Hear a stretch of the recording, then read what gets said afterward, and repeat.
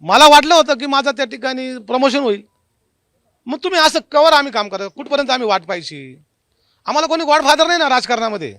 कारण गॉडफादर असायलाच पाहिजे, 100% असायला पाहिजे. परंतु त्याही पलीकडे जाऊन निष्ठावंतांचा कुठेतरी विचार झाला पाहिजे. त्याच्यावर कोणाचं लक्ष पाहिजे ना. मग आम्ही ही मेहनत करतोय कोणासाठी? आमच्याकडे लक्ष कोणाचं आहे?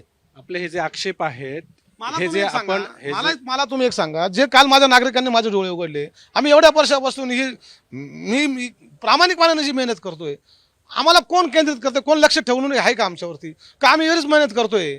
कधीच चापलूशी करून पदं मिळवायचे का? यापूर्वी तर मग अनेक पदं मिळवले असते. परंतु मला असं वाटतं की हे सगळं कुठंतरी दुर्लक्षित होतंय आणि नुसती मेहनत करण्यात मला असं वाटतं त्या माणसाला, त्या कार्यकर्त्याला काही किंमत मिळणार नाही. ज्या उलट एकनाथ शिंदे साहेब माझ्या लग्नाला आले, एवढं आम्ही त्यांच्या विरोधात कामं केले, एवढं घोषणा दिल्या, एवढं बोललो तरी ते आले. त्याबद्दलही माझं नाही, सुखदुःखात येणं जाणंच आहे. परंतु कुठंतरी आता विचार करण्याची वेळ आलेली आहे आणि हे मला माझ्या नागरिकांनी काल निदर्शनं सारून दिले. आजही काही लोक आता येत आहेत, भेटत आहे, मला सांगतायत, त्यांचं मी ऐकणार आहे.